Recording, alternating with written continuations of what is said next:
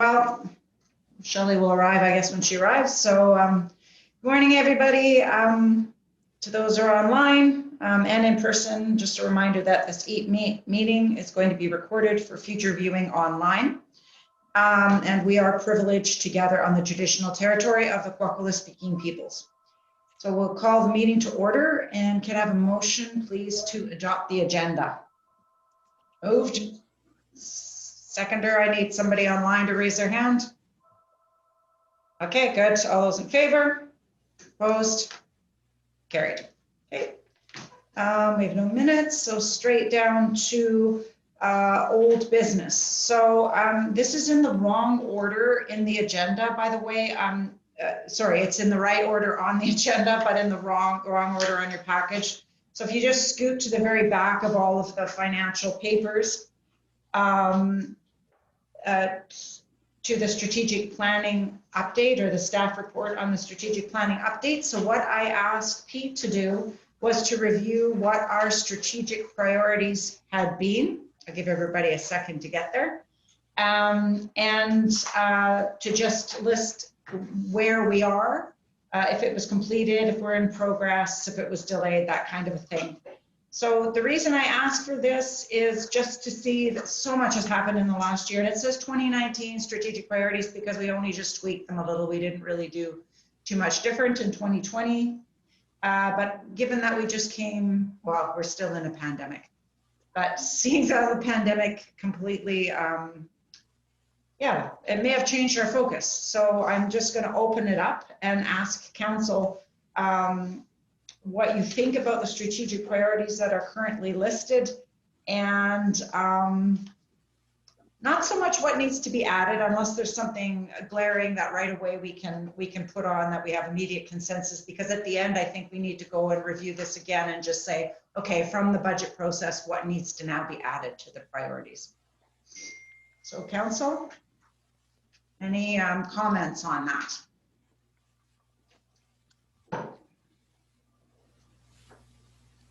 Oh, Councillor Cole, did you put your hand up? Sure.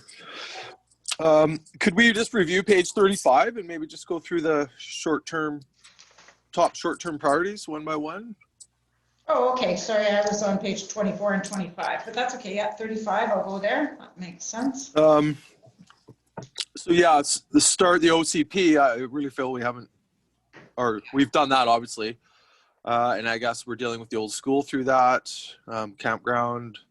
Yep. We definitely really haven't done anything on the town boundaries. I feel the beach drive slide is we're doing our best there. As far as I know, we've done nothing on the harbor business plan. We are working through the campground. The fire plan, I think, is in order. I'm not sure about the volunteer firefighters, but I did want to flag where it says insurance implications. We have a higher insurance rate here, I think, compared to Port Hardy, and I think we really haven't got to the bottom of that yet. So I know I don't think that's the intent of number 6, but I'll just flag that. Can you hold that for a sec, because Peter Sure. has his hand up. He'll respond to it. Go ahead. So you'll see on my report to council starting page 24 that each item that you're going through, I've actually listed the steps that we're at. And so for number 6, review volunteer firefighters bylaw insurance implications, I do have a report to council coming at the January 26th meeting on the fire underwriters, which will address some of those insurance questions. Okay. And yeah, I think the number 7 we really haven't done anything on, I believe. It says not complete, but I don't think we've really started any talk or any action on that. Correct me if I'm wrong, the staff is working on that in behind. The tourism marketing plan is going. You know, I would like to see more on number 9, but that's underway now. And the website looks great. And then 11 is something that I feel we really haven't done, but that maybe that'll go through the OCP. So that's my take on those top 11 items. Okay. And so we're still feeling that those are important items to work through for 2021. Council? Yep. is there anything that is, that you can see? Well, you know what, let's go through the budget process and then we'll review this again and see what pops up from that. That should also be put on our priorities list. And I anticipate once we get through the budget process, we're gonna have to have a little bit of a session where we get together and just prioritize all the items that came out of there. Is the COVID funding given as number 13? Because that kind of came to us. It's got to be a strategic priority. Yeah. So COVID funding, We yeah. could add that. So we'll add that as on there, which I'm sure will be addressed as we go through this budget process, right? So at the end of this, we'll spend some time and come up with new short-term priorities at the end of the budget process or partway through. Yes, the idea? I anticipate we're going to have to do that so that we have a clear understanding as to, you know, what's prioritized, where we're going to go and how we're going to get there. Definitely after the OCP process, we'll be able to do a much more in-depth strategic plan because, you know, we'll have that whole thing laid out for us and have a good understanding of where the community wants us to go. Okay. Sorry, I'm just going to move my pages around. Anything else to add on that strategic priorities section? Yeah, if I may, just on page 32, it mentions the steam donkey. Yes. I don't think we've really dealt with that, and it's probably something we should decide as well. That jumped out at me. Yeah, that's all. That's the only other thing I wanted to mention. Yeah, I think it's becoming a risk. It's quite deteriorated, and I did kind of catch through the grapevine there is a group of women actually who are looking at wanting to do something. So, okay, thank you, Derek. All right, so as we go into this budget part, I was just reviewing the whole package, and so we've reviewed the strategic priorities just to give us some direction for today. I think what would be great if we could determine during this time is, are there any items in the operating budget that leap out to you rather than going line by line through the operating? We're going to be hearing rationale from our departments for their requests. And then at the end, really, what we want to determine is what do we have left after the operating expenses to work with? That's what we can do, or that's what we have, where we have to find the funds, or tax, or both. So really, that's the bottom line at the end of this whole deal. The one thing you asked, what leaps out to you, this is Ryan, Mayor Wickstrom. What leaps out to me is I can't figure out what the ask is for increase in operating budget. I don't see it on each individual department. I don't see the subtotals there for 2020, and so I can't really make a comparison. I don't know what the numbers mean with respect to comparing them to last year. Unless I'm going to go through the spreadsheet and add it all up myself and do it, and I don't have time. So maybe we need to think about whether we're going to approve the operating budget without asking for any reductions or increases to it. Okay, what I'll do is I will just ask Claudia. So before I do that, Councillor Mitchell, I just wanted to see, so what you were looking for was on our sheet that we got handed here, the 2021, they're all subtotaled, but you were actually looking also for the 2020 to be subtotaled as well, so you could have a quick look at what the increases were? Well, I want to have a meaningful budget discussion about the new numbers, and I can't do it if we don't know what the last year's numbers were, and I don't know how anybody else can. We need to know, like, you know, that the CPI this year is 1%. And so is it a 1% increase in this budget? Is it 2.5% increase in each department, or some departments taking less and others taking way more? I don't know. I can't tell. So yeah, I'd like to have meaningful numbers that I can make some comparisons with, if that would be possible, both on the income side and on the expense side. Claudia, are you able to answer or speak to some of the areas? You are on mute. Thank you. Yes, I can. I can certainly put those figures in the right now for the 2020, as we're not finished the year end, that these figures will change moving forward, just so that everybody realizes that. So what this actually is showing, and it doesn't kind of, because I didn't bring, it would be a very large document to bring forward, was a 5-year comparison. And with that, there is some increases, but it's basically to say what is the expenditures over the 5-year, because if you recall previously, they weren't line by line items. They were more or less just a department item budgeted, which is kind of very difficult. I mean, it's fine for the department. It's basically saying, oh, you got this much money to use it however you want.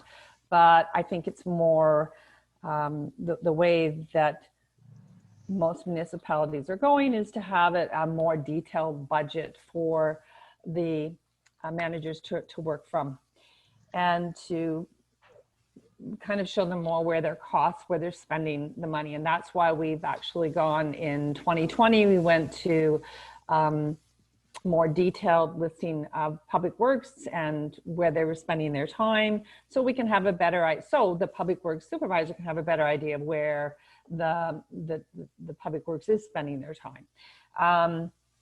That being said, there is a small increase, but you're right, it's only at 1%. I don't even know if it's that high for 2020. But a lot of it is based also on just the expenditures that we've had previously. And there's a lot of redundant accounts too that we have to go through. So there's a lot of duplication of accounts, and we're trying to really hone that down and get it more concise. But there are some, unfortunately, Councillor Mitchell, I did do the subtotals for 2021, but I guess it was kind of short notice. We were doing it this morning and I didn't have time to do the 2020, but that's easy enough to insert. That being said, that's really all I need is just something that's meaningful, because we're looking basically at a budget with no means of comparing to what was done in previous years, because the numbers aren't there. And you know, we could dig back through the files, I guess, and try and find it all, because the estimated budget for 2020 isn't going to change at the end of the year. It's going to be the same as it was at the beginning. So if that was there, that would help us to know if we're estimating the same this year as we estimated last year, or more or less for each department. That's what I'm after. I want to be able to say, hey, yeah, I agree with this, but I can't really say that because the numbers don't give me any points of reference. Thank you. yeah, absolutely. And I also wanted to speak to the mayor's question regarding, at this present time, the actual surplus that could be used towards capital projects is 467,000. Which 467. So if we look at the budget that was last year, hang on a minute. If we look at our 2021 capital, the budget for the capital, we've got once again the 5 years, because last year we did put some of the items that the departments were looking for into a 2021 column. And if we look at the amount that is to come from taxes or utilities, it's 421,000. So we're pretty much at that if we just go with what we had already, what council had looked at the previous year. So anything adding on here is going to, either something has to be removed from the budget that we were looking at last year, or and other things added on. But we've got borrowing of we're looking at the fire truck borrowing of financing of 550,000. We've got 320,000 that we talked about pursuing grants. I'm not sure how far along we are with that. And of course, then we have reserve funds that we were going to use for some of these capital items. The other thing that I'd like to make council aware of is that when we're going ahead and doing this is right now, I believe we have 11 items outstanding from the 2020 budget that either just haven't been purchased, or we, for whatever reason, we couldn't do those projects, and we also have about 8 items that are in progress. So that's quite a bit. So we had 20, and out of that, half of those we haven't either been able to accomplish or we're in the midst of doing. Claudia, I have a question for you. Certainly. So you said we have 467,000 surplus. Yeah. And on Schedule D at the bottom, it says our additional capital requests for 2021 are 548,000. On page 19. So are you saying that we need to find 60,000 more to achieve those requests that are listed there? The additional? Yes. Okay, so with the additional amounts, no, you'd have to get another $550,000 to come from surplus or somewhere else. Okay, sorry. Because if you look at the top, that's what was brought forward, was 1.4 million in total capital projects. Which we have and are tucked aside. We didn't do anything with that. We didn't, that's for 2021. We didn't. Oh, sorry, yes, thank you. Yeah. That's, so if you look to the right of that, It's you'll 1.9 altogether then. Yes, that's correct. My apologies. That's okay. I know it gets a little bit confusing. No. And the reality is we only have so much manpower to do. I mean, there's two things. We only have so many financial sources to be able to do capital projects, and we also have only so much, manpower to do a lot of these projects. So it seems like from the amount that we had last year, and I believe you have that listing, is to what's sorry, I can't pull up what you have, so I don't have the page numbers because it's really hard. It's the Schedule D 2020 that we were talking on. Yeah, it's the same thing I'm looking at. I just have it. But if you look at the status of the capital expenditures 2020, it shows, like what's deferred and what's in progress, items that's what I'm talking about. We've got, Okay. I think we have 8 that are deferred 2021 and 11 that are in progress. So that's quite a bit out of probably the 20 that we had, or 43, yeah, something like that. So out of that, we still have money that we've actually pulled that, and that hasn't come out of the budget yet, because that has to come out of the budget. In other words, or not the budget, but that has to come out of 2020 to, if it was a project that's not finished that was going to come out of surplus, those funds have to be taken out of surplus and put aside to complete those projects. Okay. So based on what you were saying, then I was just doing some math here. If we assumed from the 1,949,000 that we were going to borrow the money for the fire truck, then there's $1,399,000 left over. Take the 467, we have 932,000 that we have to figure out where we're going to get from, or what we're going to do or defer.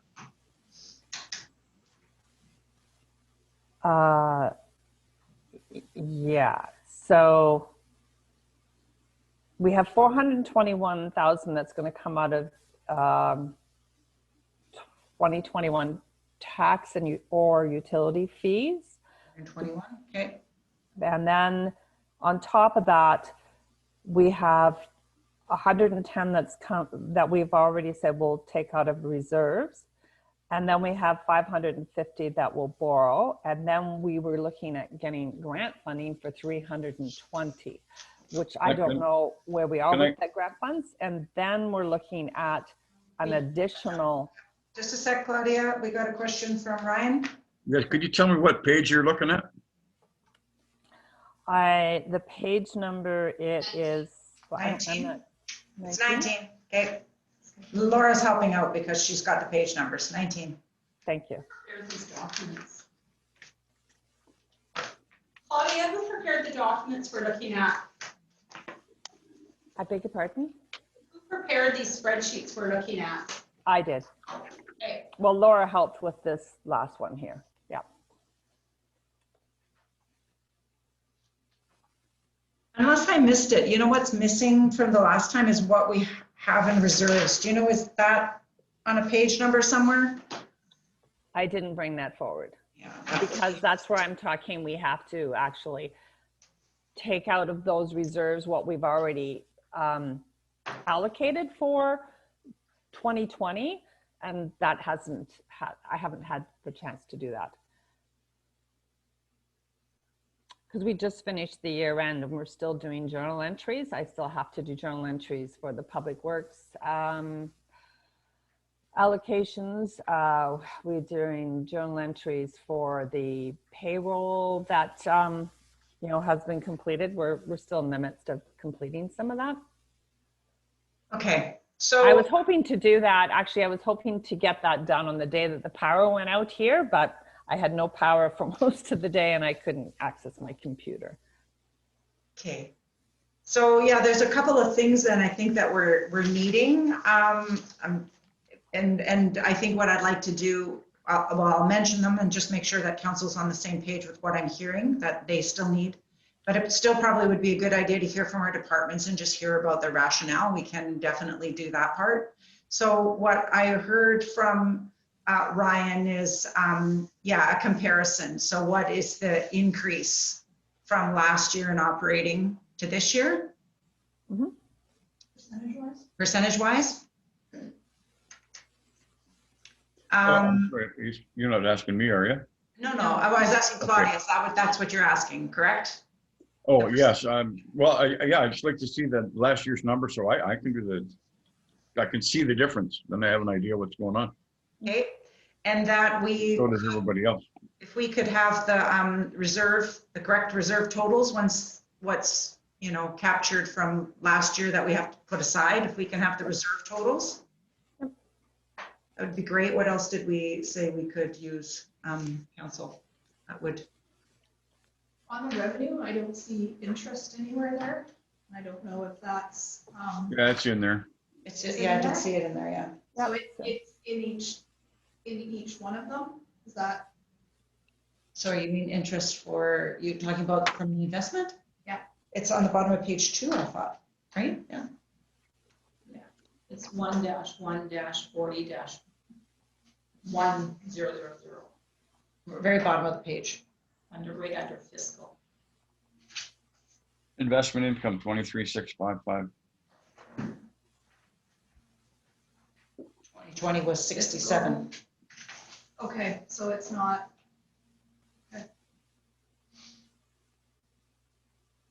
Right, I was looking at 19.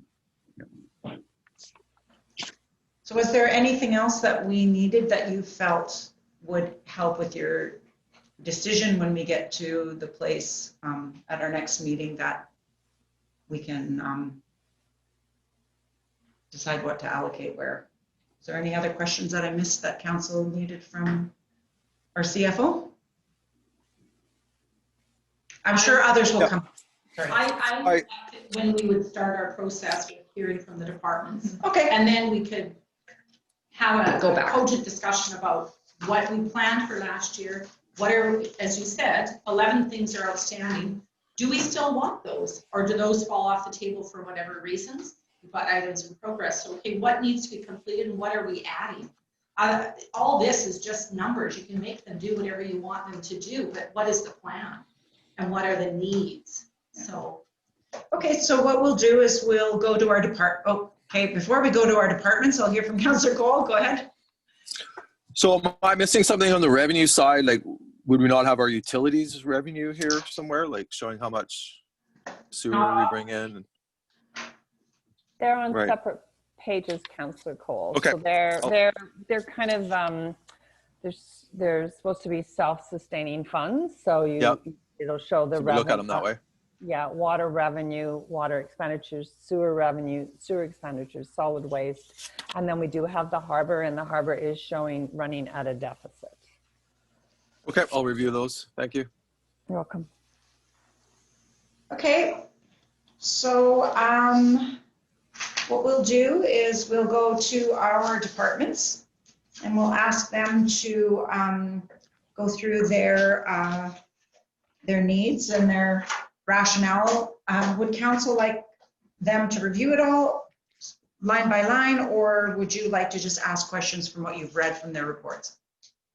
Can we start with Chief Tate so we can? Yes, and that was going to be my suggestion, is that if we could start with Chief Tate, so that he can go about his day after that, that would be great.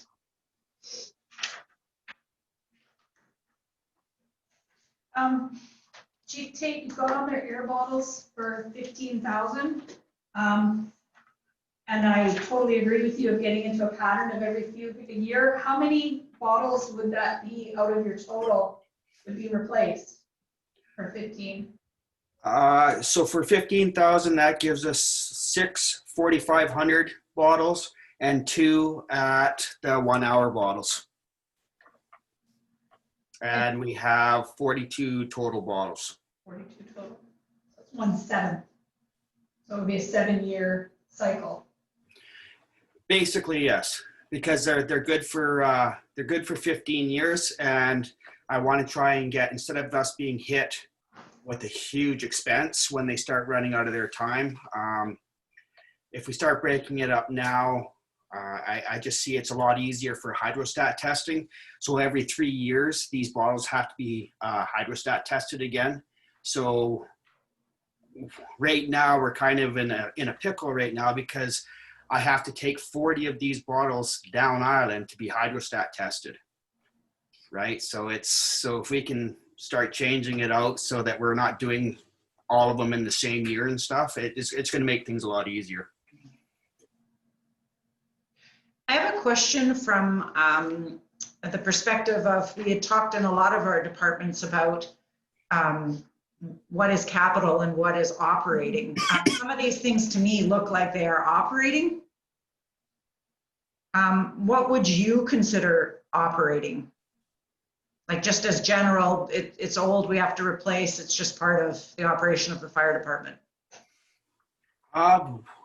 Well, I mean, it's kind of like Ryan was saying there. I mean, if your operating budgets are being, if there is looking at increases or something to them, I mean, maybe they are operating. I mean, every single year we have to actually have our packs. There's a lot of operating stuff that's we need to start be doing basically every single year, right? So basically, if we can get into some kind of a routine here where we are doing this stuff every single year rather than waiting so long and then all of a sudden it's this major thing, right? So If I may say, just to answer Gabby's question, if this was a business, an item, a capital expense, or a purchase that's going to last 15 years is going to be amortized. It's not going to be written off in 1 year. So this would be a capital expense in my view.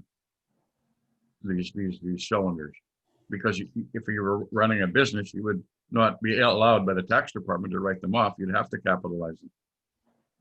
That's a $15,000 expense that's going to last 15 years. They might say, okay, you can write that off over 5 years. Not in 1 year. So I would think we have to capitalize it. And I like your plan, by the way.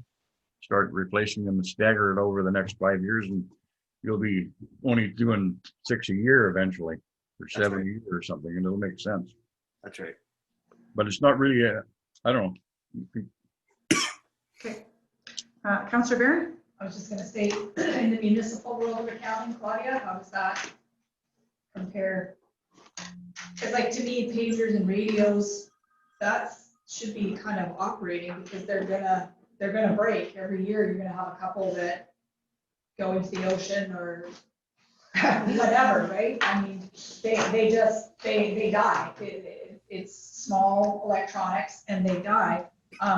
The printer and the computers, I guess that's capital, but it's just a time, like you would think we would have some sort of a schedule maybe of when to expect those sorts of things to go. I mean, if they just got a new computer last year, yeah, we'd be wondering what's going on, but from the accounting side, like what Ryan's saying of it being a capital expense because it's being depreciated, how does that work in your world?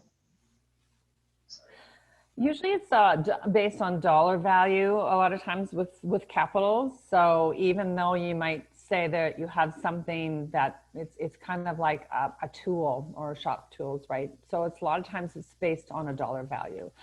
But that being said, the cylinders, they're going to have, I think Dean said they'd have a 15-year life, but you might, you know, if that is, how much is each one, and then you're going to be replacing them. You could use it as either or, just because if you're going to see if they have a 15-year life and you have a 7-year plan, that basically you're going to replace them, but then it's going to take 7 years, but another 7 years before you start that cycle again, correct?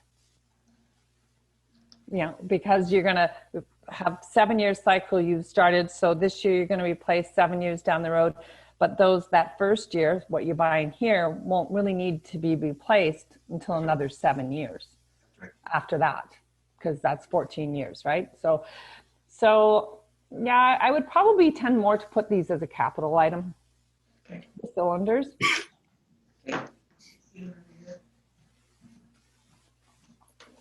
Any questions? Any other questions for Dean? Are you, sorry, okay, your hand keeps morphing in and out. Councillor Cole, sorry, go ahead. Thanks.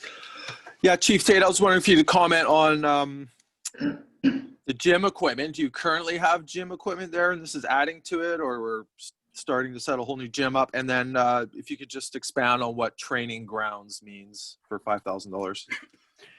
Okay, so gym equipment, most other departments, they have some kind of a policy put in place where they have memberships at the local gyms for their members to try and keep the health and everything else up and that. We don't do that. We have a very limited amount of gym equipment that is old. So the members were asking, hey, can we get something? And we have the gym already set up. It just, the stuff's old and there's not very much to it. So that's, they've been asking for a couple of years, or like I said, with other departments where they offer the gym memberships and stuff like that. So as far as the training grounds go out at the airport, that is where we have our burn building. We have a burn car out there, the propane tank, all the other tanks. We have a AutoX pad out there. That's where we do all of our training, because we do not have anywhere in Port McNeill here to do that. So we need to upgrade a bunch of our training props and stuff out there. Our main burn building itself is deteriorated quite a bit because we've had so many fires and stuff, live fires in there.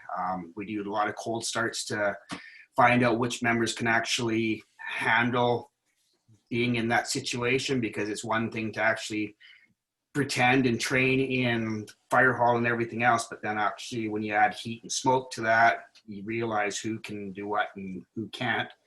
So we need to look at replacing the C-can that we've been using. The floor is all rotted out on it. It's not in good shape. So basically the training grounds being out at the airport, that's a huge, huge asset. And not only do we use it, but also High Creek. Okay, thank you. Thank you. Just to add a question onto that, so does High Creek also contribute to capital costs? Yes, they do. I'm not exactly sure the numbers. It was from past chiefs I don't know exactly how much is put to us from the regional district, Okay, but I do know that there is something that is, we do get something from them. okay, does that go to the town then, do you know? I guess we'll have to find that out. It does, yes. Okay, so the 5,000 is the total cost, so we can assume perhaps there might be a percentage that would come from the Hyde Creek Department for the training grounds portion? I'm not exactly sure how much money they put into it or anything. They don't use it all that often, where we pretty much use it the most out of it. It was set up that they would use it basically every last Thursday of the month, but they probably only use the training grounds probably maybe 3 times a year. Okay, thank you. Any other questions for Chief Tate? I have one. Okay, go ahead, Councillor Mitchell, then Councillor Cole. The printer, the Canon printer, $5,000 buys a really elaborate printer, duplex, color, laser, all the bells and whistles. Why do you as a fire department need that printer?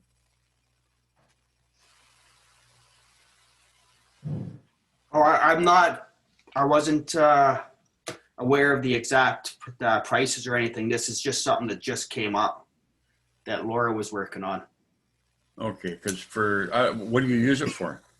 Oh, printing off all different kinds of training things. So we'll come in previous to, say, we're going to go out and do a ladder training or something else like that. We'll print off the package. We'll go upstairs, we'll read over it, what we're going to, the objectives we want to meet and all of that, because we're doing the BR program. So we want to be able to sign off on all that kind of stuff. So people read what we're doing, then we go out and we do it. It's the same thing as with your CWPP thing that we're putting in place. If something comes up and we need to print off a map or whatever like that, then we have it.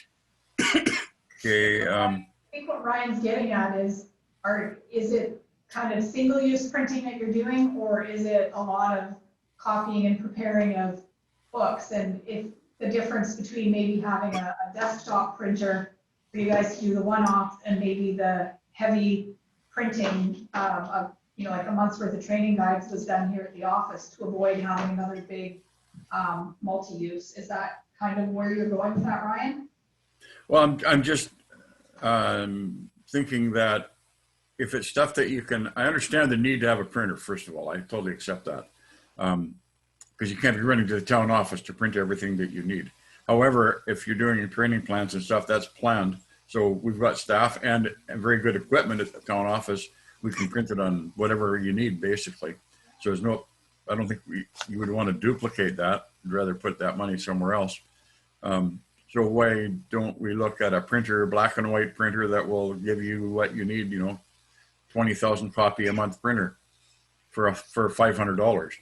Okay, Pete has his hand up here. Go ahead. Sorry, yeah, you can't see me. I can speak on that a little bit. So some of the manuals that the fire department needs, especially for their Viera training program, we did some of them this summer using Kennedy up here at the office, and it was almost a full day of staff usage to get that printing done up here. So really, it's up to council on delivery of service out of the administrative office. Obviously, we don't have Kennedy anymore, so that would be time taken away from one of the other staff members in the office.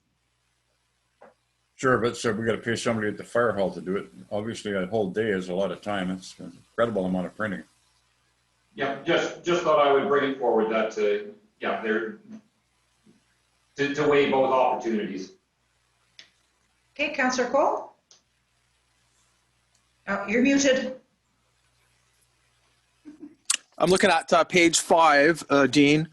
I just wonder if you could comment on the training. So in 2000, I'm sort of middle of the page here, 2019, the budget was 21,000, but you spent 33. Looks like your 2020 budget was 32,000, but you only spent 17, and we're looking for 25 moving forward. So I'm just wondering if you could explain, you know, why that one year was so high, and that's sort of how you came up with this year's $25,000 estimate. And I'd just like to get an idea of the training, this is typical Tuesday night type training, or just give me an idea of the training of the stuff you guys are doing. What page again? Sorry, Derek. Page 5, Thank you. line item ending 335. Fire department general training and travel. Yeah. All right, so like I explained this to Claudia there a while ago, we are doing the BR program. So we've been practicing when we didn't have all this COVID stuff, we were practicing 3 times a week. So Tuesday night would be basically schoolwork with the BR program. Thursday nights was hands-on training. So Tuesday night, we would do the VR program. Every single time that we would do one of the modules, it was $130 per test per student. So if there was 10 of us doing it, it was adding up fast. Like I said, by doing this VR program and everything else, I did not want to be a fire department that pretended to know how to do it. So I've been pushing these members to, if we are asked to do a task, we can do it. We don't pretend to do it, because I don't want that liability hanging over everybody's heads that we're pretend firefighters, right? So back in 2019, we really hit it hard. And now that we've gotten so many members through all of this already that are at the 1001 level, now it's all the newer people in that are coming on board who are slowly meeting those standards also. Live fire 1 and 2, that is something that we send people away for third-party basically liability and sign-offs. We couldn't do that in 2020 because of the whole COVID thing. A lot of this stuff is been canceled.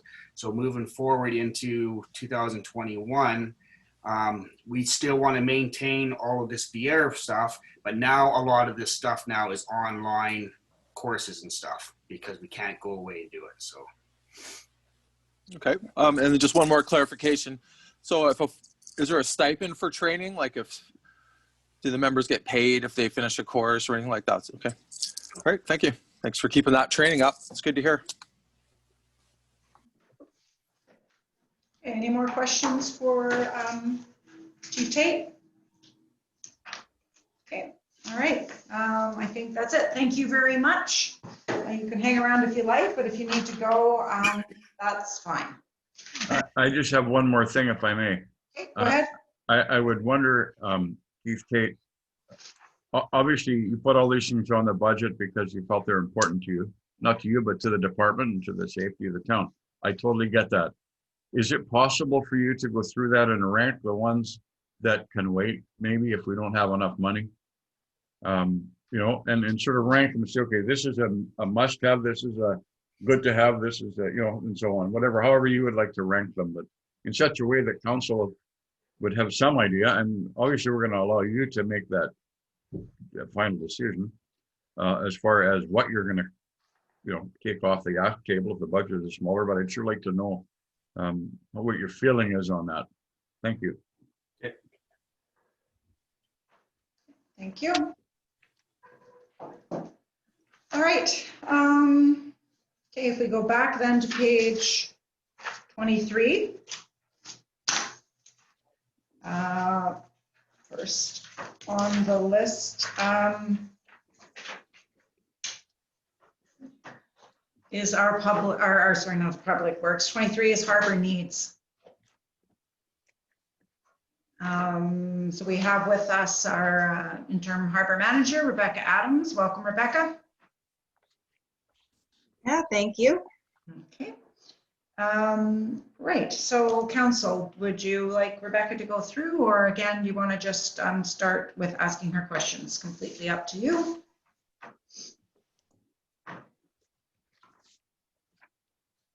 It's a $7,000 budget with an interim, so I don't know what we could ask. Exactly. I guess I would ask the same question that Councillor Mitchell just asked of Chief Tate. Is there, are these in any particular ranked order or not? Yeah, we put the ones that are more important closer to the top. However, they're not, we understand that they could be easily moved around based on just how accessible it is to do some of these projects. I notice also the first three have safety implications as well. Yes. Okay. Any questions? Councillor Cool? Could you just expand on the need for the back entrance of the visitor center? Is there a door there already? It's just not, doesn't have a ramp? Is that what's going on? Yes, so there is a door there currently.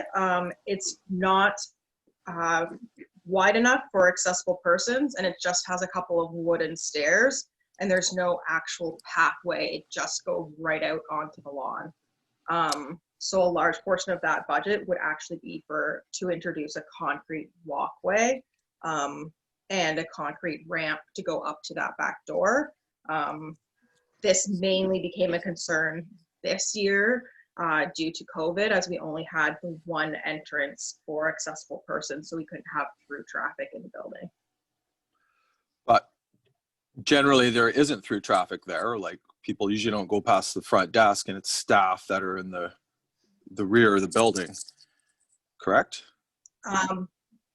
Mostly our harbor office, where people do all their payments for the parking, as well as everything to do with the harbor, is in the second half of the building. So it's only about 10 feet past that door is there. And then the only other access past that is there's a closet, and then there's just our lunch and staff conference room. So you'd be changing the operation of the facility where you go in the front door and you'll be telling everyone to go out the back door? Is that the intention, or? Or at least make it possible so that if we ever encounter another pandemic, for safety reasons to go along with health orders, we have the option to make it a through building. But it currently is through. There is a door there if there was an emergency. And yes, there is staff a had to through run building. or It's just something. not for accessible persons. And I, Okay, thank you. Councillor Mitchell, go ahead. thank you, Mayor Wixom. I go through that door 6 or 7 times a year. My take on it would be spend some bucks and put a double door at the front entrance and leave the back the way it is. It's a great access. It's one of the better access buildings in town. All it needs is a wider automatic door at the entrance, so a guy can just come up and push a button and the door opens. And that would be great. Yeah, if you want difficult. We were considering putting that in as part of this as well, as when we changed the back entrance, we were going to look into putting the automatic door openers into the front entrance as well. Because currently we have the double doors, but only set it so that one opens and closes, but it doesn't quite open enough. So we can always amend that so that we're just doing the front entrance doorway instead. Yeah, I'm not convinced we need to put. We need a safety exit, which we have. If there was a fire running across the grass, it wouldn't be the end of the world for those who have to do it. And if it was a real emergency, a person in a wheelchair would get hauled down the stairs out of his wheelchair. It wouldn't be it's a very unlikely situation, but it could happen, I guess. But making it convenient to get in would be good. And that's going to cost a pretty penny probably, because right now it's pretty awkward. But aside from that door situation. Yeah, that door does not, the door does not open fully because of the timber post that's in the way of the door. You bet. Okay, thank you for your time. Thank you. I wonder if we can get that costed out maybe as an option to this. Yes, we can do that. Thank you. Thank you. Okay, any other questions for Rebecca? Okay, seeing none, thank you very much. Sorry. Oh, sorry, go ahead. Sorry, Councillor. Mayor. Yeah. I just wanted to comment on the flooring in the office. Would the idea to be put carpet in there again, or what kind of floor finishing would you be requesting? So it's carpet right now. We would change it to either commercial grade laminate or vinyl flooring. Okay, thank you. What was that? My concern about vinyl floors would be slipping hazards. I think the carpet was very deliberately placed in there the first time. Yeah, we can look into that and keep that as something that we discuss as the project moves forward as well. Okay. Any other questions? What's a bollard? It is pretty much one of the concrete pillars that go about a little vast waist height, and they would end up having lights on the top of them to go along the walkways. So it would end up lighting up the walkways all along the front of the harbor. So beautification? Yes, for beautification and keep as many people off of the grass and the lawns as well. So On or off? potentially off, or at least for like cyclists to stay off of it with their bicycles, right? Councillor Cole? Has this been costed out? It seems cheap if we're putting lighting and bollards all the front. And to me, this is maybe something that should wait and be planned a little bit more with the overall intention of what we're doing there at the waterfront in terms of parks and the space. And But yeah, normally I would say that's low, but I know that we have electricity already there, was done in the past. So that's probably why the majority of that would be a big cost, and that's already laid out. Correct? Also, it's already wired for these? Yeah, it was done during the whole waterfront beautification, yeah. Interesting. Mhm. I would like to see like a sketch of what that's going to look like, or a bit more of a plan before I agree. I really jump behind that one. Schematic on that. Okay. Great. That doesn't necessarily mean we want you to make a schematic for it, Rebecca, just it's something for us to think about, and in the long-term beautification of the harbor or the downtown. Okay. So seeing no other questions, thank you very much, Rebecca. We'll move to Julian, our Public Works Manager.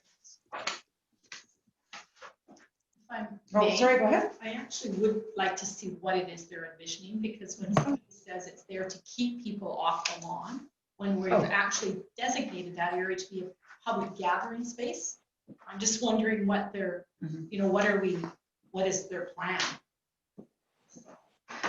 Well, it says it was already previously started and then stopped, Yeah. so there must be something Yeah. kicking around somewhere that nobody's aware of.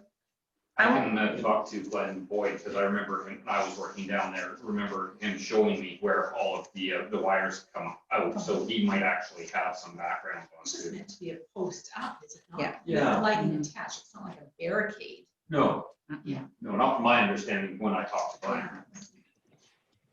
Julian, I want to apologize because I've been shuffling the papers around. I realized and actually I was going to put you first, given that, you know, you have public works stuff to do, and I realized I bumped you to second. So apologies. Welcome. Apologies accepted, not really needed. Thank you. I have a question right off the bat. Are we, when it says 2 replacement trucks or replenishment trucks, do 40,000, are we looking at leasing? We must be looking at leasing. No, not really. What it is basically I had to retire one pickup truck due to safety reasons this year. Also, like as I made note there, that we do actually have an extra employee now. So there is a need for an extra vehicle. My intention is to actually purchase 2, but involved in this would be trading in the Toyota pickup truck, which is, it's just not Yeah. It's inadequate, it's undersized, it can't tow half the equipment we have. So basically, that would be traded in plus and ask for about 40,000, and we could get actually two slightly used basic pickups. The other thing is the two newest pickups actually are, we're towing two pieces of equipment, the sewer flusher and the portable generator with them, and they're actually right on the verge of their towing capacity. So basically it's a bit of a shuffle to get the more appropriate vehicles in the fleet. Okay, thanks. Yeah, thank you for that clarification, because I'm having been truck shopping and not even at the top of the line truck, I just thought that that price was low. Yeah, the Toyota is probably at about anywhere between $22,000 and $25,000. So total figure for council, to give you some idea, would be around about the $65,000 range. Okay, thank you. Councillor Downey? Where did the retired unit go to? Oh, it's still in the yard. It's the old Ford pickup. The frame's completely rotted out on it, so Okay. basically it's beyond repair. How will we dispose of that? We have to advertise it, and it's something that we have to give some thought to because of safety. So I haven't really figured that out yet. It's just basically stored at the yard. We do have a wrecker on the North Island, don't we? That's probably where it's going to end up. Yeah, there won't be any value in it. Okay, any other questions for Julian? Go ahead, Councillor Cole. Thank you, Mayor Wickstrom. I was wondering if you could comment on the airport runway brushing. I assume we're talking about the alders that grow up on the side of the runways. Having go out there quite a bit, mountain biking, on the gravel runway, what do we do about all the vegetation growing on the gravel runway, or is this 20,000 deal with that as well? No, it doesn't there, Councillor Cole. Basically, the gravel runway is graded once a year, and that takes care of the vegetation. And yeah, you can see that it does start growing back through the gravel, but that's the sort of a maintenance item for the airport. Can I interject there? So we don't use any kind of weed killer for that. It's done with the grader. Yeah, it's mechanically. Okay, excellent. Yeah. Okay, Yeah. it's good to hear. Thank you. Yeah, you bet. And then the like you said, the alders basically that you see as a very defined group or strip of trees that you see beside both of the runways at a certain height, and those are the ones that are usually knocked down. Talking to Mr. Veely there, hasn't been done for a little while, so arguably it could be a maintenance item and put into the operating budget. That would be a question to CFO Claudia. But this is just because it's got sort of left out of hand, so it's a big ticket item to get on top of it again. And as far as you know, do we have any kind of agreement with the airport in terms of maintenance? Like, you know, because that's kind of where I'm going. Is that people who use the airport maybe should be budgeting and taking care of this themselves, because the town doesn't own any airplanes and we don't have visitors flying in there. But we, again, as far as you know, do we have a maintenance agreement with the airport in terms of what they take care of and what we do, or? I believe we do. That would be a question for CAO Pete, but generally we take care of the water system that's out there and that sort of thing. We do pay for the grading of the runway, the gravel runway, that is. We do pay for example, repairs that we did last year to the paved runway. We supply the paint for painting the runways, that sort of thing. But the actual detailed contract, you'd have to talk to CAO Pete to get the actual details there. So I'm going to make the assumption, and I'll defer to Pete, that our CAO Pete, that it is because it's deemed a municipal airport, not a private airport? Correct. Yeah. Correct. So the agreement, without getting into too much detail and going off of memory, is the Airport Society maintains the building and management of the flight, and we are responsible for the maintenance of the assets. It is our airport. It is a municipal airport. We've contracted out through a 25-year contract with the Airport Society to manage it. Okay. Okay, Councillor Mitchell, did you have a question? I think it's probably not for the budget meeting. Okay, yeah, I think I know where you're going, yeah. Okay. Any other questions for our Public Works? Oh, Councillor Cole, go ahead. I know it's not on your wish list, but perhaps it might be on one of our council's wish lists. But did you any more input on the possibility of proper bathrooms where the porta potty is at the Rotary Trailhead? Yeah, apologies for that. That's sort of fallen off the plate there a little bit. I'll have to talk to or look back at the meeting minutes and see exactly what council was requesting. I believe it was some sort of ballpark figure to put in a permanent washroom in the present location, if that sounds right. I will have to, I don't see it on the list here as a capital, but yeah, I'll have to get back to council on that and do a little bit more research. Okay, and finally, I'm wondering, you're not asking for any more staff, correct? For Public Works? That's right. No. Have you considered administration help for yourself, or is that on the table, or is that something that would be helpful to you? I mean, your reporting, everything is good, but it's often comes late, and I just wonder, you know, if you could use that administrative help or a possible for us to entertain, maybe sharing a person with, you know, another person in the office that could assist you with administrative stuff. Did you see as that being helpful in your day-to-day operations? Or? Oh yeah, extremely helpful. The administrative side is huge. I wouldn't need a full-time assistant, put it that way, but CAO Pete and myself have had discussions in the past about you know, sharing of an employee, an extra employee in the town office here.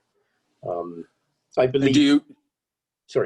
Do you currently get that support, or do you, if you when needed, you lean on the staff upstairs and they'll help? There is a little bit. Yeah, I mean, everybody has their jobs to do, but there is a little bit of help where it's needed for sure. Yeah. But not in terms of preparing reports or you know, not so much that kind of stuff. It's more okay. Yeah. You don't have an administrative assistant per se, but no, not at all. Okay, thank you. Any other questions? Okay, so seeing none, we'll move on to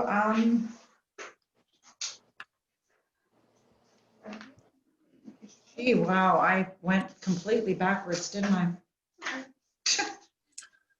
Sorry, could I back up and ask Julian something else?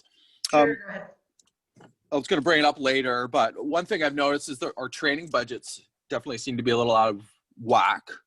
In my opinion, like the office has a really healthy budget, and then some other departments have a really low budget. So I was wondering if Julian could comment on training, if he feels, you know, I'm all for training and our office staff, let's get them trained, but I think it's equally as important for our boots on the ground to be trained for safety and just, you know, to further develop their careers. So Julian, I wonder if you could comment on your training budgets, if you feel there's need for more training or you think it's good the way it is. Yeah, Councillor Cole, this last year has been pretty light on the training just because of the way that the wastewater and water tickets and the CEUs that they have to accumulate, how it's all based. It's not necessarily the same every year. That's something that I need to discuss with CFO Claudia. This year looks to be definitely a more expensive year for training, for sure. Right. So it's like you guys spend $2,000, and I don't have Yeah. the office in front of me, but that's like 18,000. So I think it's something we should look at. Thanks. Yep, for sure. If I'm hearing you right, Julian, you're saying it's just a timing of when their ticket renewals come due? Yeah, that's sort of the basis of it. Yeah. It's not necessarily the same every year. Okay. Yeah. I have noticed, I was doing a proposal for some contract work, and some of your courses, like WMIS and other things like that, are now delivered online, and I was surprised at how the prices have come down for that kind of training. So 100%. there's a bit of Yeah. a discrepancy. I would imagine local government is going to be more expensive for the courses than some of the other training, but it would be good to find out. Thanks for raising that, Councillor Cole. Okay. Okay, great. Thank you, Julian, and for bringing that to us and answering our questions. You're welcome. Going to page 20, so Town of Port McNeil. I guess, I don't know if it's needs, but asks was our list. We get to turn on each other now. No, just kidding. Haha, sorry. Nobody's laughing.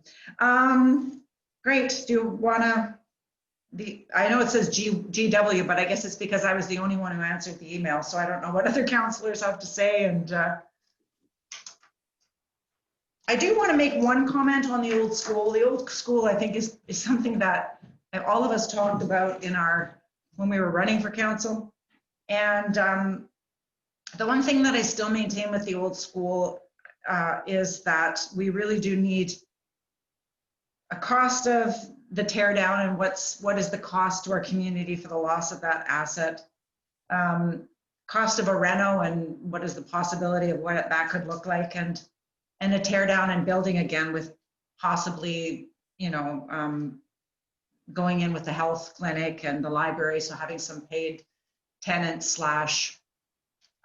/ public use. I think it's really hard to make a decision what to do with the old school if we don't clearly see what all the options could be. I don't know what council's thoughts are on that. I know that would mean a bit of an investment, but we do have about 100,000. Didn't we put 100,000 aside for the old school? I don't recall off the top of my head. Yeah. Claudia, yeah, 200,000? Yeah, well, there you go. Okay. Anyway, thoughts, council? I'll Yeah, actually, Councillor Downey first, then Mitchell, then Cole. There are a number of reports on the old school building which itemize the cost to bring it up to a standard, which would be a good roof, I believe the heating, the integrity of the building, and the operations, the utilities that keep it operating. Those reports have all been done. The work on the building has been piecemeal because of the discussion as to whether we invest further into that or whether we tear it down. And part of the discussion in the OCP was really to assess, the old school was to be part of that discussion as to public use buildings, as to what do we want here in town? Do we want to keep investing and maintain the old school, or are we looking at a brand new build somewhere? So I don't know that we have any more information today than I don't know what else we could get other than public opinion. Okay, Councillor Mitchell. Well, Shelley stole my thunder. That's exactly what I was going to say when I was campaigning. I said we had enough studies on the old school. There's a plethora of them, and I believe we know essentially what needs to be done. We may not have the exact cost, but we can likely get pricing for those projects if we decide we want to go ahead. I'm definitely in favor of investigating fixing it rather than tearing it apart, because the cost of tearing it down, I did some preliminary investigations, and 500,000 is not out of line to have it removed back to dirt. unless the fire department would use it for practice and it, we just got up after. But we probably couldn't get a permit for that, so. Building. Okay, Councillor Cole? I tend to disagree that we don't have enough information. At our initial OCP discussion with Kevin at the community hall, he mentioned studies, like use study, like a couple different studies. Oh, to figure out, like, I have no idea how much that building's used. It's easier for us to say tear it down, but you know, where do the users go? I have no idea of the amount of use. Got a bit of an idea of how much revenue it generates. But there needs to be some sort of study on the use, or, you know, a comprehensive staff report to give us an idea. If we close it down tomorrow, like, as far as I know, it's just maybe the AA guys need a place to go. But is there a bunch of other users that I'm unaware of? You know, how does that fit in? Have we had the discussion with our tenant? Are we leaving them out in the cold? And in terms of tearing it down, I would like the option of leaving the one end with the gym and the few classrooms at the one end, and actually look at tearing half the building down, because the one end has been renovated, new windows, et cetera, et cetera. The gym is a little dated, but it still, I think, has some use. You know, that's where the teen center was, et cetera. So that is my 2 bits on the old school. And Okay. So just to make a comment, I agree with all of you, and I guess I didn't articulate it right. So I would really like to know what it would cost to tear down, not, I'd just like to find that. When I say loss of the asset, I meant exactly the same thing, finding out exactly who uses that building, how many times, you know, what is the actual utilization of that building from the public. And the only thing that we can agree to disagree is that I feel that I would just like to know what it would, and I'm not saying right now it would be after the OCP process, once we hear from the public what they would like. I would like to know what is the cost of renovating and what it would look like, and what's a cost for a new building. Because it could be, and I'm just going to pull numbers just for a comparison. What if it was $500,000 to build it, but we found out for $750,000, I know it would be much more, but that for a little bit more, we could get a much better building. So that's what I'm thinking of. Did you want to add anything, Councillor Barron? I just found that I thought the question in the OCP survey was a little bit misleading, where it says it costs us $90,000 a year for the old school. So when Brad did his survey right off the bat, he says, is that before or after revenue? Is that before, like, what does $90,000 a year to run it mean in the information that we've put out to the public?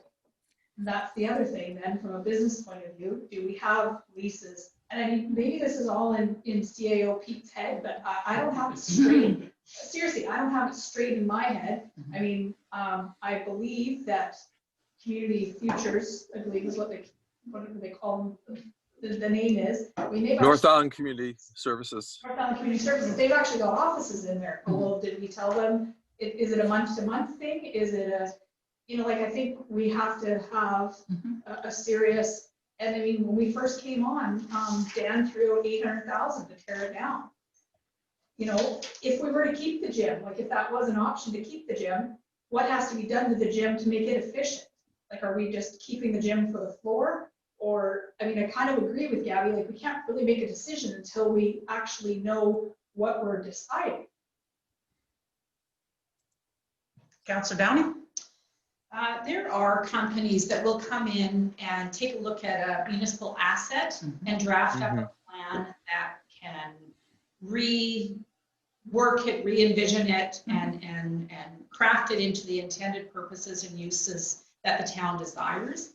And I've seen, you know, at booths at UBCM where they show the before and the after.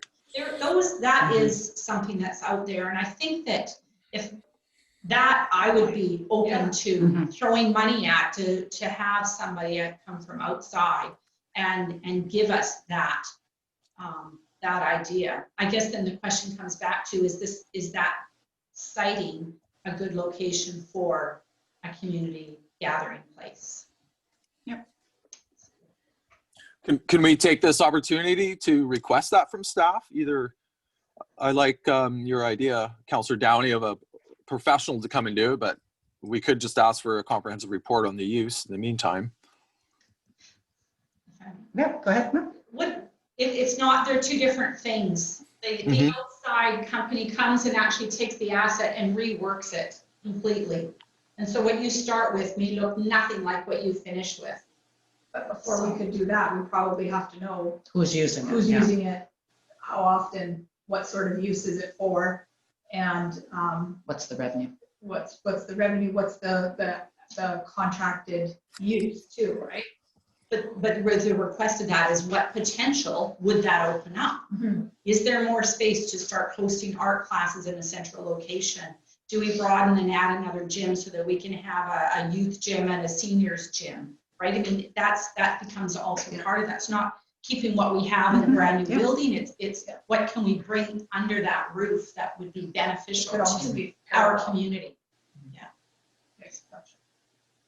And they would look at all of our facilities then, one would assume. We can't just look at the old school in a vacuum. We have to look at the community hall, the town office, the library, or the museum.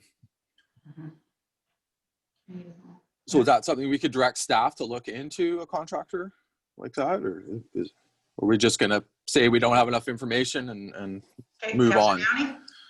Downey?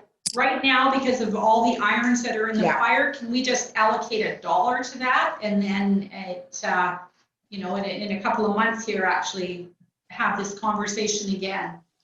So I didn't put the 5,000. I'm going to ask, where did you come up with the 5,000? Editing, I forgot to pop it out from the Oh, okay. template I used. Okay. No other reason than it was a previous template and I didn't delete the 5,000. Well, we can have a further discussion on it. I just wanted to make sure that the old school was top of mind for us. That's all. Probably more like 50,000. I'd be into plunking that number in there, but. I think that it would be reasonable for staff to find out who those companies are. Could, who are yeah. the one that offers the service. And I Yeah. bet you they have a brochure that has some sort of Yeah. something. I think we should start with that before we start putting any dollar amount. Yeah. I mean, right now, we could probably, between Laura and I, give you a good list right now of who's using that. No. The companies that would come in and do the remodel, Yeah. the Oh. Joanna Gaines of the world, of the municipal world, Yeah. you know. I think we need to find out who those people are, where they're based. I bet you they have a brochure that would give us some sort of idea, because you don't want to go and budget $5,000 and then find out that it really costs $60,000, and then it's $60,000. Yeah. No, ignore the $5,000, that was Yeah. not there on. And just to mention that, I remember a few years ago when we were on council that UBCM had, it wasn't a program, but they had something where they, you know, how to bring your buildings to not just maintaining the asset, but what could that extra vision look like? Not the building of yesterday to be brought up to code, but what would the building of tomorrow look like? Go ahead. We were talking earlier in the meeting about having maybe a small strategic planning Yeah. session. Perhaps, you know, the question of the old school could be brought into our strategic priorities. Okay. Okay, any other questions from this list here? Yes, CFO. Councillor Claudia. Cole. Okay. And then first CFO Claudia and then Councillor Cole, please. Sorry. I just wanted to, they have the fire hall backup power as a 2021, but we already have accounted for that the previous year, and it's to come out of the 2021 taxes. I know there was a comment looking for a grant, but it is already in the 2021, that was brought forward from last year. Just wanted to let council know that. You should probably take that out because you've actually already got that in. I don't think we should take anything out, number one, because we do have that COVID money that we have to figure out how we're gonna spend it. So at least if we keep it here, it's on a burner as opposed to off to the side. And that we've talked about that in so many different spots that, yeah, I'm agreeing with you, Shelley. I'm going, I don't know where that. Yeah. I don't mean to take it out. I mean, it's already in there. So we've duplicated the same thing. We applied for a grant for that, did we not? January 27th. Yes. We are. Yeah. So if, yeah, okay. So Yeah, we have it budgeted, but if we Yes. got the grant, then we would reallocate that budget. We already have it budgeted. For Okay. what year?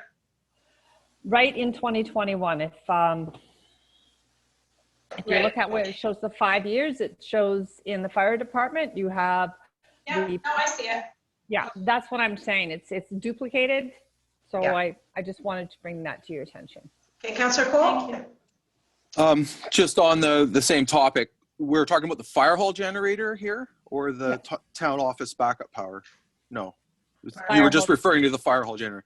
Okay, Correct. regarding the town office backup power, I believe we were getting a staff report on that, so I don't really know what that looks like. So it's sort of hard to get behind that. And I just want to mention I am against the council chambers reno, especially using the COVID funds, especially when we don't know what we're doing with all our buildings. It seems a little premature to spend 80,000 when we could be looking at a whole new community hall, or we don't know what we're doing with our current assets. Yeah, that's my input. Just on the backup power though, I'm going to ask Pete, our CAO, if, so I'm anticipating that there's going to be some money from the catastrophic failure of the windmill that we're going to be able to put towards this. Yes, no?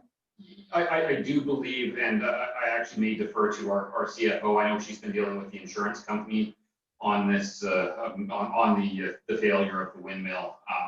I think it's just a matter of having a meeting about what are we going to replace it with. Is it going to be a fossil fuel type of generator or an environmental friendly, solar panels?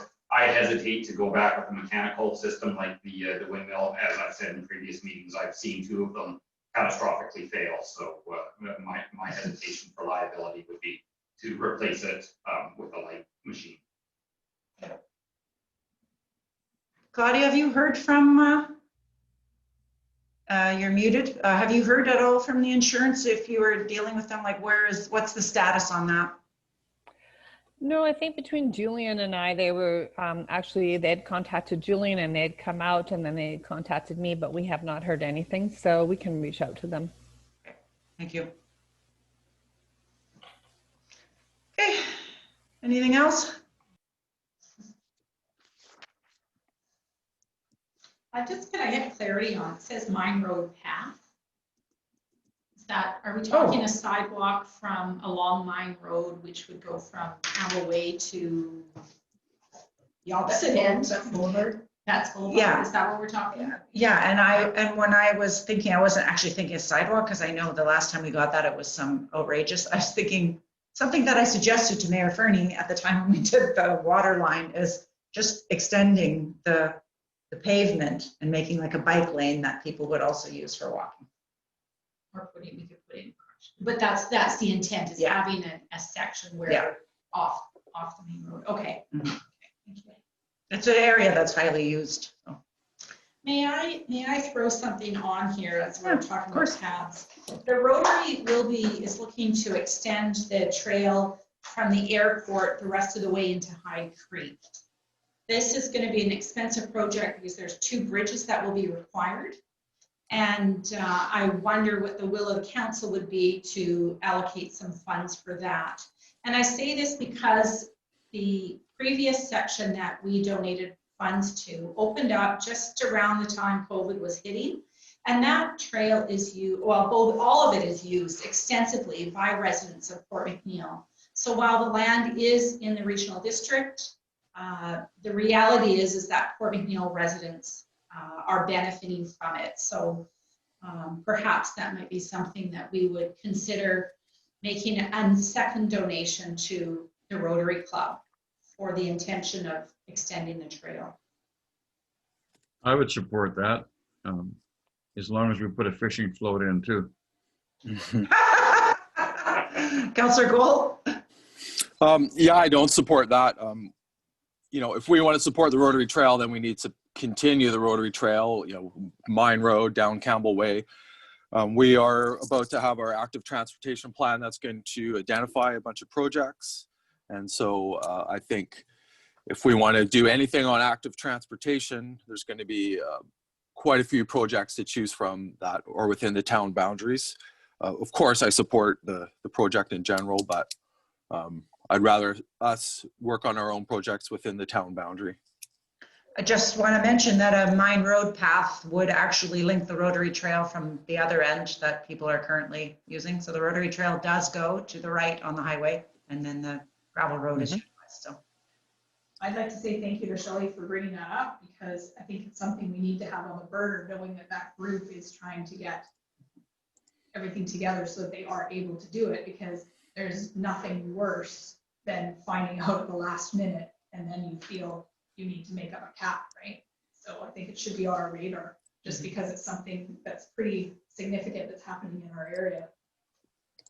I will say, from sitting on the regional district table, I certainly hope that the regional district kicks some money into it as well. I know that it is for one like area plus municipality, but I certainly would hope that the Rotary also put some money towards that, the regional district also put some money towards that Rotary project.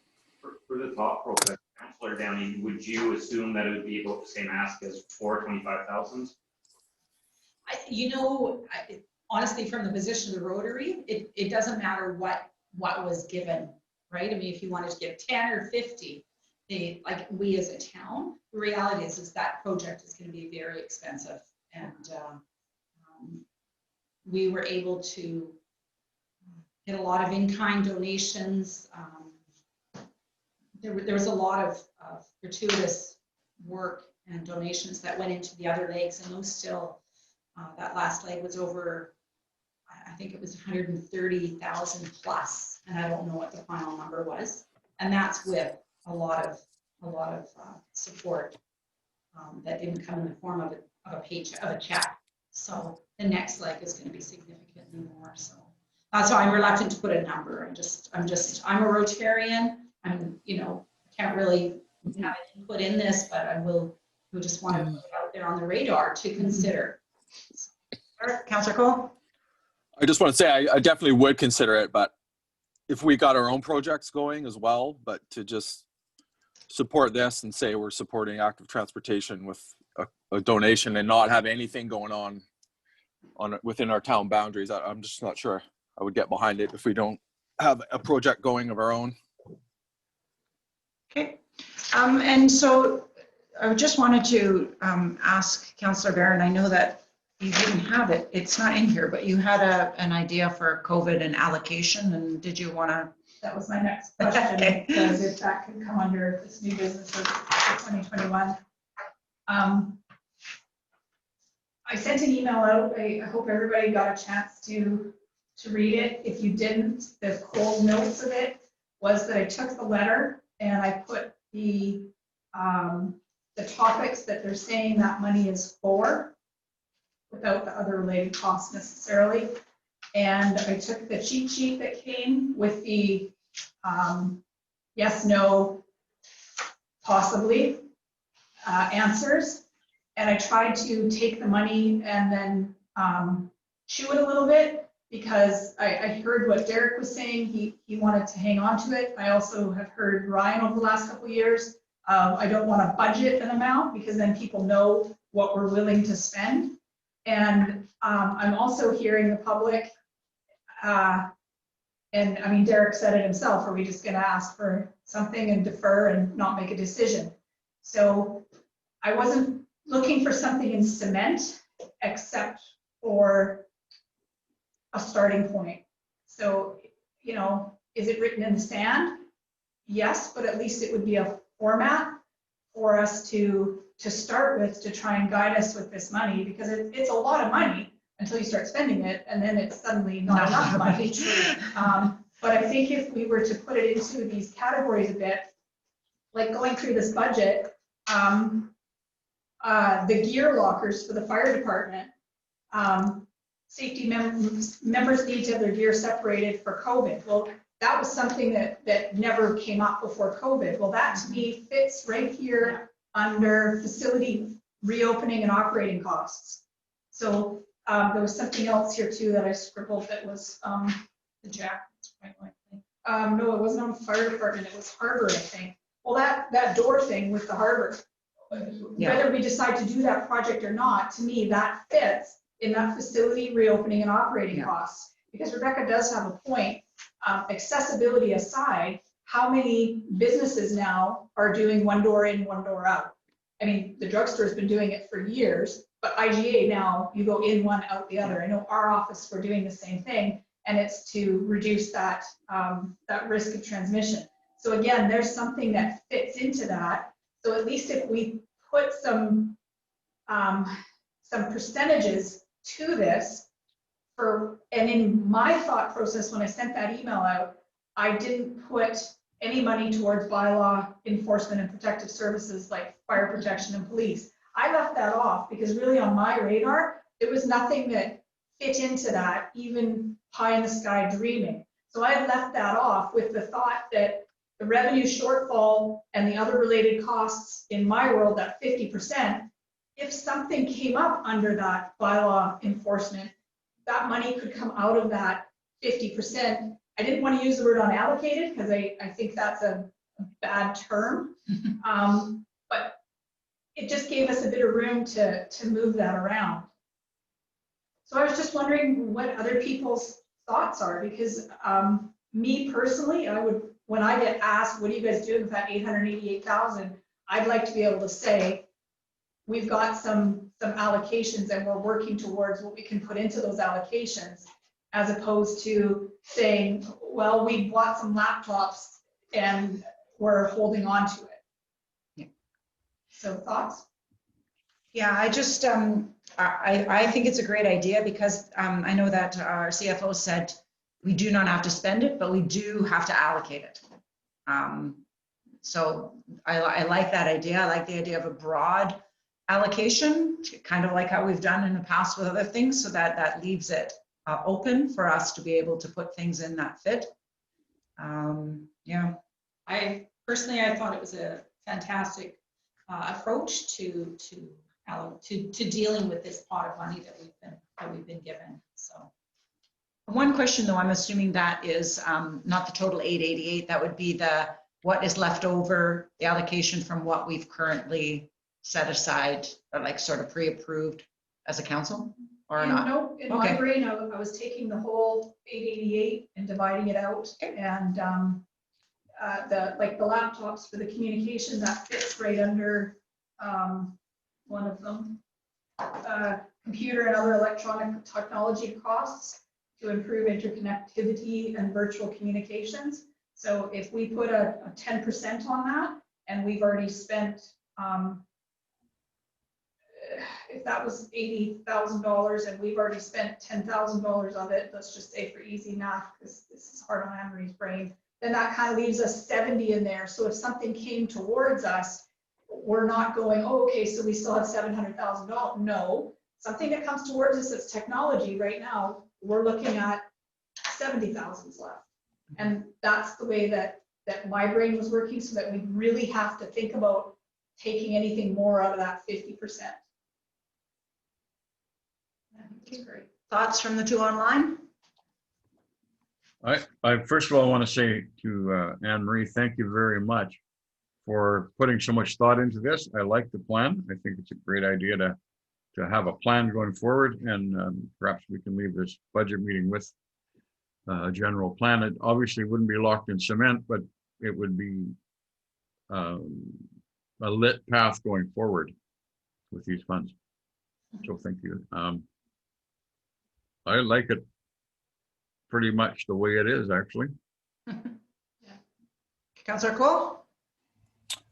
Yeah, I tend to agree. I don't see, any of this money according, as you've laid out here, it's not going towards a sidewalk or something. I was just concerned that we were going to spend the money. That's something that isn't directly related to COVID. But under this plan, there would be a chunk of money for, because we're not out of COVID yet, so that whole 50% could address if things get worse or we have lost revenue. So yeah, I think it's a good template to move forward on. And Claudia, can I just get clarification from you, just listening to the discussion zone, the RD table? The dilemma that the RD has is that they don't have a lot of capital expenditures, but I understand that this can be used for capital expenditures as well, this money. So that wouldn't be completely off the table if something fit into the category. That's correct. Thanks. Can I make a recommendation then? Is that Sure. the right term finally after 2 years? Yeah. Now I can't find my rating. It's okay. Can I make a recommendation that we set aside, we allocate the 800, the COVID restart grant funding as the following. 10% for computer and other electronic technological costs. 10% for emergency planning and response costs. 30% for services for vulnerable persons, and 50% will allocate it as revenue shortfall / other related costs.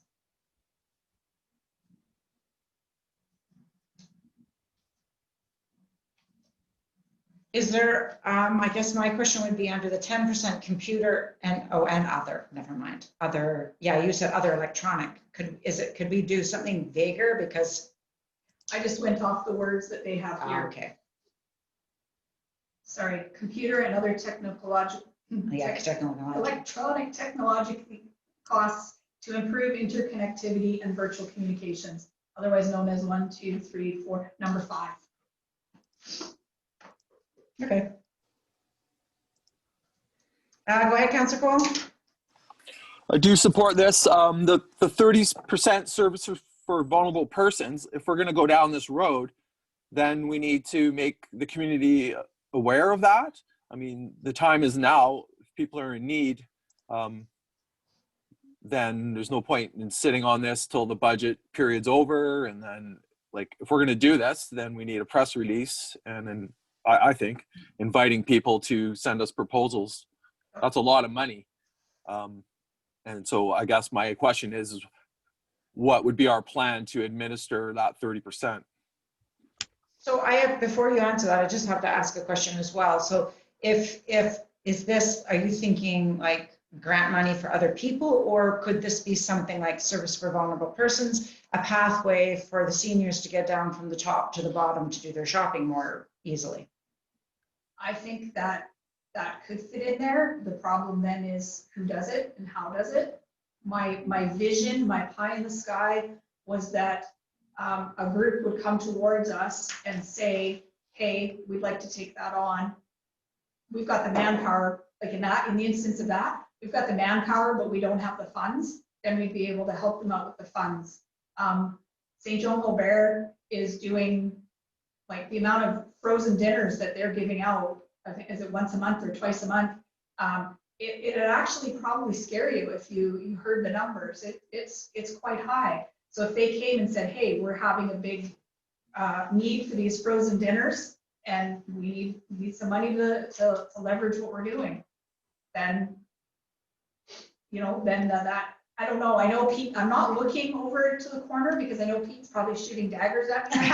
No, he's not. Because it is kind of almost like managing a bit more of a grant, like our grant in aid. I think that's a process that we've already got in place. So I could see us using it. Do I see it being a group applying saying, hey, we need this rent to pay on a building that we can't use right now because we can't open it? I don't know that I could fully support that. But if it was, hey, we need 10% of our mortgage payments so that we can keep offering these services that we're doing, or 10% of our rent payments so that we can keep offering what we're doing, then I'd be like, yeah, I can see that. If you say people need help right now, and it's as connected as I think I am, I'm very disconnected. I don't know. I just don't know, but I think that our grant and aid policy or procedure that we have now could probably handle this. And it's ideas, right? You gotta have an idea, then you get the enthusiasm, then who knows? There could be a group of people that we've never even thought about who come forward and say, yeah, this is missing, this is what we wanna do. And then we'd be able to weigh it and we'd be able to do something. And then from a public perspective too, the government, we give our money to the government. The government is now giving it back and it's actually going somewhere that's very valid. Go ahead, Claudia. Thank you, Chairperson.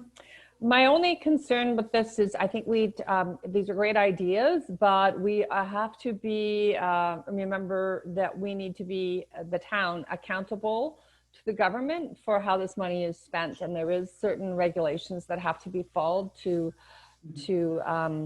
let them know. I don't know all of the details at this point, but I think moving forward, we have to be careful where that money goes. Yep. Well, I think the first thing that would have to be on the top of our application is it's very specific in that cheat sheet that it has to have charitable status, I believe. So if the group that's coming, it has to be nonprofit or charitable organizations. So obviously if the IGA came forward and said, this is what we want to do, we can't support that. But if they've got charitable status. Claudia? Yeah, and that means that they have to have their, like their charitable status, they have to be current. So, which is what happened with the museum. They ended up not being a society anymore. So that just creates a lot of, to make sure that people have that. That's all. I wanted to make sure that council was cognizant of that. Same as when you're hiring a contractor, you have to have due diligence that they are actually a company and that they have work safe. It would just, I think it would just be an administrative spot to check. Okay, go ahead, Pete. Just before we move on, something that just sprung to my mind that's not included on these lists, and it was what Councillor Barron just said. And in light of COVID, I'm wondering if we should allocate some funds somewhere towards getting the town a full safety program. That was in there. That was 10% for emergency planning and response costs. Sorry, it just Nope. popped to mind. Perfectly. I got an agenda too. Okay. Do I have to have a seconder for a recommendation? Oh, yeah. I would second that. Any further discussion on Anne Marie's recommendation? All in favor? Opposed? Carried. We'll bring that out at a regular meeting. Okay, so just cognizant of the time. We're obviously going to need another meeting, which is fine. It should be more than one budget meeting. Is there any other things that we require from our CFO or our finance department? Again, what was increase last year and the percentage, or sorry, what was last year's and then the increase this year in percentage and the reserve totals after, you take out what we've already allocated and decided. Anything else that you would need going into the next meeting? Go ahead, Councillor Downing. Don't be shocked. Could we get a high-level reporting of our budget? You've given us the details which have been asked for, but a high-level reporting with just, the operations, a more consolidated report, please, just kind of for the Coles notes of the direction we're headed. I would like that too.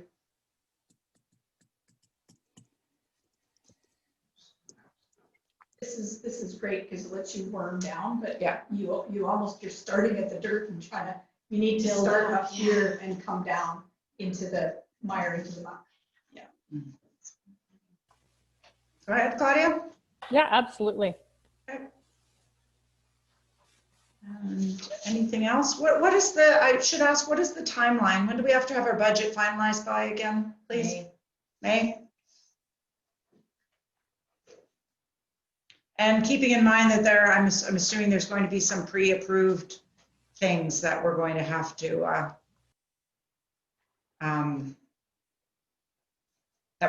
there's some things that are going to have to be pre-approved before May. Okay.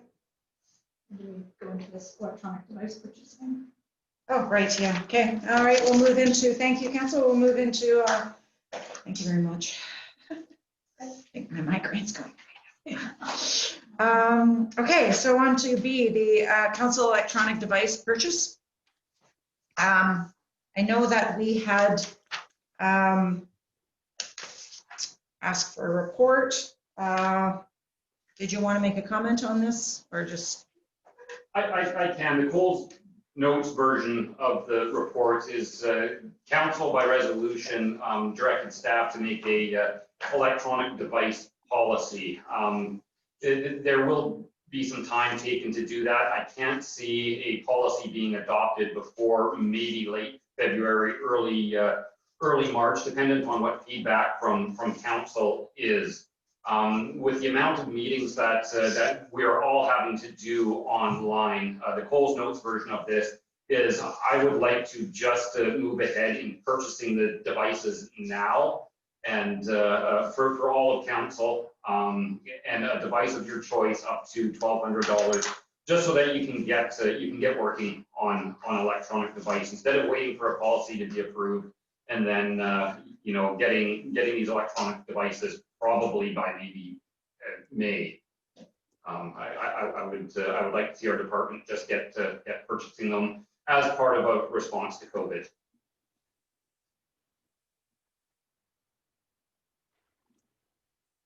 I could see your face, but honestly, with the policy and everything, I could see it taking that long. Yes, go ahead, Councillor Cole. I have a few questions.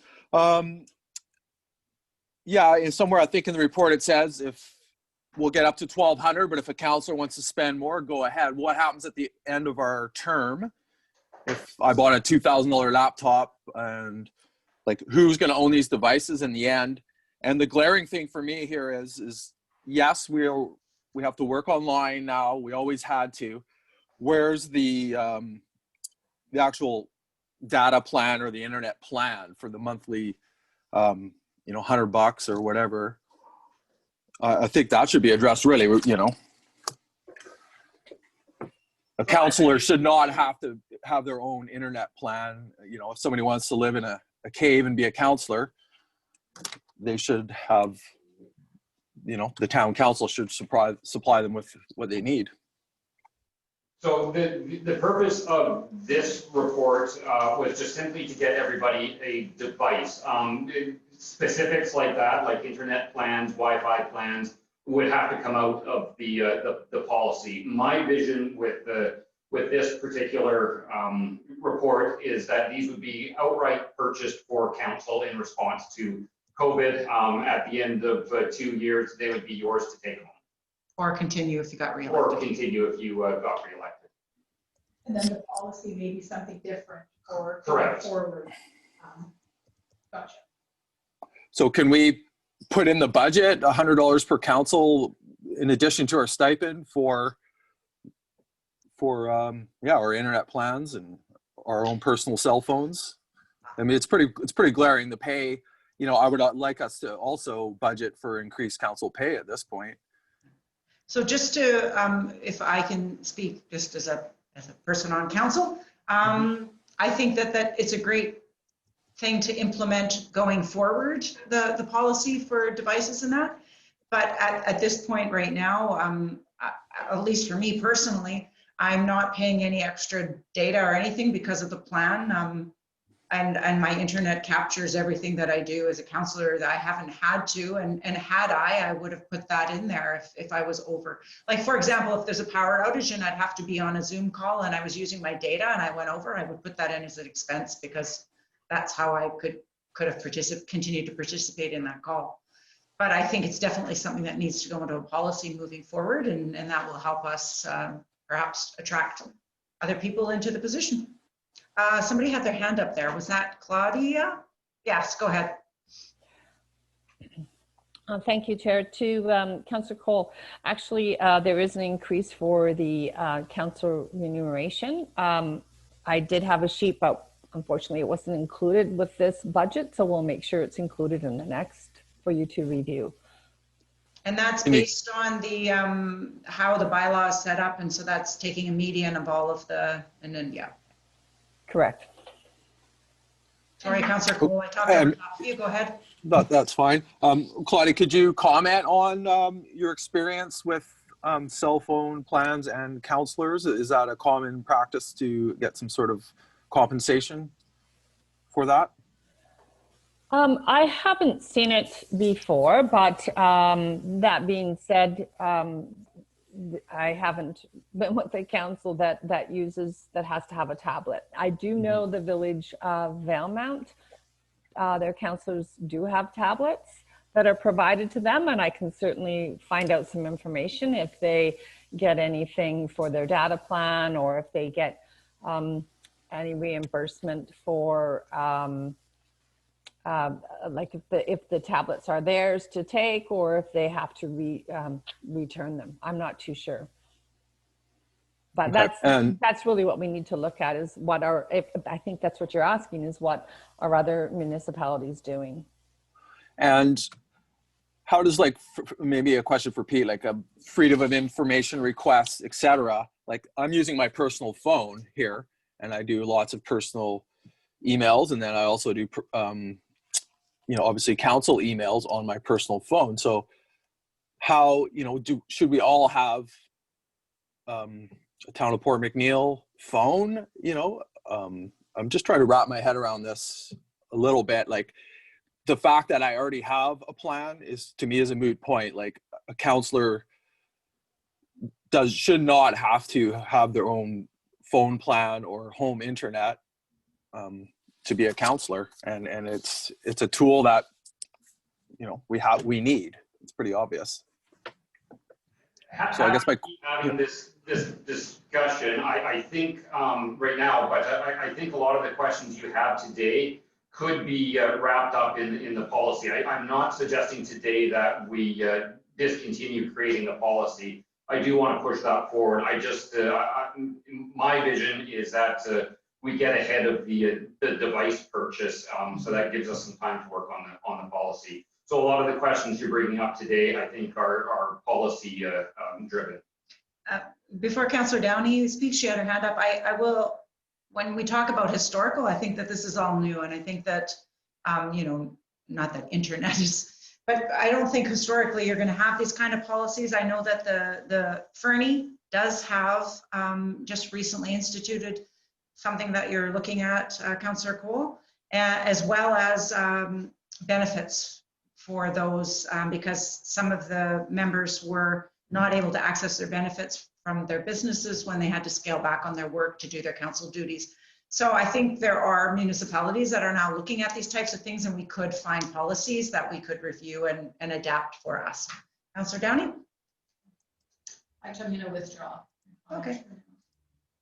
So do we need to make a recommendation that staff start to gather who wants what, get them purchased? They're going to keep working on the policy, and then we sort it out. Like, what are we looking for here? Yes, that's the recommendation that we're looking for, is that staff proceed with the purchase of devices based on councillor preference up to $1,200 for the device, not including any, you know, data. And that will come out of the 10% we just allocated for computer and other technology costs. Correct. I will recommend that. And What? Seconder for that recommendation? Councillor Mitchell? Okay, Mitchell, okay, go ahead. You want to make a comment on it as well? I just want to know if that includes the software that needs to be on the thing. Yeah, some of it. Yes, it does. So in my report, the Office 365 install is $100 per computer, and the Office 365 monthly fee is $16 per computer. And that includes Microsoft Outlook, Word, PowerPoint, Correct. Excel. Yeah. That's what he's asking, Yeah. software. Yeah. So those are all included in 365, Ryan. And that comes out of the operating budget, not the 1,200. It's coming out of the COVID money right now, and then I believe the intent is we're gonna come up with a policy for what happens going forward. We're getting this benefit, quote unquote, because of COVID. Mhm. It's probably Just worth in- it up to the top. The recommendation in the agenda says that staff be directed to adjust operating budgets to include software expenses. That's why I mentioned that. $16 per month. It Okay. says $16 per month. But is it, okay, it's not coming out of the 1,200 is what I'm getting at. No, if you look on page 40, those two are extras. Okay. So the Office 360 install and the monthly fee on page 40 is separate, so it's not coming off of the 1,200. Got it. Okay, that answers my question, and I just want to make the comment that, in effect, we just gave ourselves a $1,200 bonus. Yep. But also, we're in COVID, so. Yeah, I'm just saying, you know, that's how it looks from the outside. Not to everybody, to some people it will, not everybody. Yeah, and I'm not complaining, I'm just making the observation. Yep. Well, we- Except, Brian, that I think once we get into the policy of this, we may say that, no, you have to turn this back in at the end. Yeah. And Yeah, Derek, you're running a risk if you go and buy that it turns into a accounting nightmare, I guess, of depreciation. But like, I know Cowichan Lake, when Christine got elected again, she was handed an iPad and everything to do with council was expected to be done on that. And I assume she turns that iPad back in at the end of her term. We may decide to go with a policy like that, or we may decide to go with a policy that it's bought for you, it's yours to use, we depreciated it out to zero over the 4 years, done. And I know that with some, they give you the option, if they go with that kind of a policy, an option to buy the device at the end of your term. So there's lots of ways of doing this. Okay, all right. Do we have a vote on the recommendation? Oh, right, thank you. All those in favor? Opposed? Carried. Okay. So we know what we need going forward. Motion to adjourn. Moved, seconded. All those in favor? Opposed? Carried. Thank time? you. What time are we meeting at the old school, at the museum? Oh, yes, right. 1 o'clock, Rupa will be there. Okay, inside, outside, you said? Going to be, yeah, outside. And the weather looks like it's going to be nice. So we'll do it on the steps outside and we'll be, yeah, physically distanced. Perfect. Okay, see you there. See you there. Who can Yeah. make it? Take care. Bye-bye. I'll try. Thanks. Okay, bye.